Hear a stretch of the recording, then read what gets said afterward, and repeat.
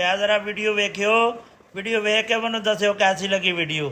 अस्सलाम वालेकुम। फुੱਲ ਸਿਖਰ ਦੁਪਹਿਰਾ ਲੱਗਾ ਹੋਵੇ ਤੇ ਬੰਦਾ ਏਸੀ ਵਾਲੇ ਕਮਰੇ ਦੇ ਵਿੱਚ ਫੁੱਲ ਏਸੀ ਛੱਡ ਕੇ ਬੈਠਾ ਹੋਵੇ, ਕੋਈ ਉੱਤੋਂ ਬੰਦਾ ਆਵੇ ਆ ਕੇ ਖੁੱਤੀ 'ਚ 5-7 ਰੱਖ ਕੇ ਨਾ ਧੁੱਪੇ ਮੰਜਾ ਢਾ ਕੇ ਤੇ ਉੱਥੇ ਬੰਨ ਕੇ ਬਿਠਾ ਦੇਵੇ। ਉਹ 10 ਕੁ ਮਿੰਟਾਂ ਬਾਅਦ ਜੋ ਖੋਪੜ 'ਚ ਧੁੱਪ ਪੈਣੀ ਆ ਤੇ ਕੂਕਾਂ ਪੈ ਜਾਣੀਆਂ, ਉਹਨੂੰ ਮੁੜ ਕੇ ਠਾਲ ਕੇ ਤੇ ਪੱਖੇ ਥੱਲੇ ਬਿਠਾ ਦੇਵੇ, ਸਾਦਾ ਪੱਖੇ ਥੱਲੇ। ਉਹਨੇ ਉੱਥੇ ਬੈਠ ਕੇ ਨਾ ਆਹ ਬੱਲੇ ਕਿਆ ਬਾਤ, ਠੰਡੀ ਹਵਾ ਆਈ। ਉਹਨੂੰ ਜੇ ਡਾਇਰੈਕਟ ਏਸੀ ਵਾਲੇ ਕਮਰੇ 'ਚੋਂ ਕੱਢ ਕੇ ਪੱਖੇ ਥੱਲੇ ਬਿਠਾਉਂਦੇ ਨਾ ਤੇ ਉਹਨੂੰ ਕੋਈ ਠੰਡੀ ਨਹੀਂ ਲੱਗਣੀ ਸੀਗੀ। ਇਹੀ ਹਿਸਾਬ ਸਾਡੀ ਸਰਕਾਰ ਨੇ ਸਾਡੇ ਨਾਲ ਕੀਤਾ ਵੀ ਉਹ ਪਹਿਲੇ ਸਾਨੂੰ ਧੁੱਪੇ ਬਿਠਾਇਆ, ਸਾਡੇ ਕੰਨ ਲਾਲ ਕੀਤੇ, ਪੈਟਰੋਲ ਮਹਿੰਗਾ ਕੀਤਾ, ਜੰਗ ਵਾਲੇ ਦਿਨਾਂ ਦੇ ਵਿੱਚ ਪੂਰੀ ਦੁਨੀਆ ਦਾ ਰਿਕਾਰਡ ਕਾਇਮ ਕੀਤਾ, ਮੁੜ ਕੇ ਲਿਆ ਕੇ 300 ਤੇ ਪੱਕਾ ਕਰਤਾ।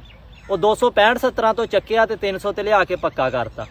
ਯਾਨੀ ਕਿ ਜੇ ਸਿੱਧਾ ਉਹ 300 ਤੇ ਏਸੀ ਵਾਲੇ ਕਮਰੇ 'ਚੋਂ ਕੱਢ ਕੇ ਸਾਨੂੰ ਪੱਖੇ ਥੱਲੇ ਬਿਠਾਉਂਦੇ ਨਾ, ਸਾਡੇ ਕੋਲ ਬਹਿ ਨਹੀਂ ਹੋਣਾ ਸੀ, ਡਾਇਰੈਕਟ 300 ਤੇ ਕਰਦੇ ਤਾਂ।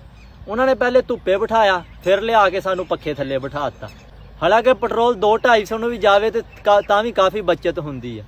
ਉਹ ਜਹਾਜ਼ ਦਾ ਤੇਲ ਜਿਹੜਾ ਹਾਲਾਂਕਿ ਇੰਨਾ ਹਾਈ ਕਿਸਮ ਦਾ ਤੇਲ ਆ, ਉਹ 235-36 ਰੁਪਈਏ, ਤੇ ਜਿਹੜਾ ਮੋਟਰਸਾਈਕਲ 'ਚ ਪੈਣੇ ਵਾਲਾ ਉਹ 300 ਤੇ ਹੀ ਪੱਕਾ ਕੀਤਾ ਵੀ ਇਹਦੇ। ਫਿਰ ਉੱਦਾਂ ਕਰੀਏ ਵੀ ਆਪਾਂ ਮੋਟਰਸਾਈਕਲ ਵੇਚ ਕੇ ਜਹਾਜ਼ ਹੀ ਖਰੀਦ ਲਈਏ ਬਸ। ਅਤੇ ਨਾ ਕੋਈ ਪੁੱਛ ਗਿੱਛ ਕਰਨ ਵਾਲਾ ਕੋਈ ਨਹੀਂ ਹੈਗਾ। ਉਹ ਕਹਿੰਦੇ ਹੁੰਦੇ ਆ ਰਿਆਸਤ ਨੂੰ ਮਾਂ ਦਾ ਦਰਜਾ ਦਿੱਤਾ। ਮਾਂ ਬੱਚਿਆਂ ਵਾਸਤੇ ਜਾਨਾਂ ਦਿੰਦੀਆਂ ਤਾਂ ਦੇਖੀਆਂ, ਪਰ ਆ ਪਾਕਿਸਤਾਨ ਦੀ ਪਹਿਲੀ ਰਿਆਸਤ ਆ ਜਿਹੜੀ ਬੱਚਿਆਂ ਦੀਆਂ ਜਾਨਾਂ ਕੱਢੀ ਜਾਂਦੀ।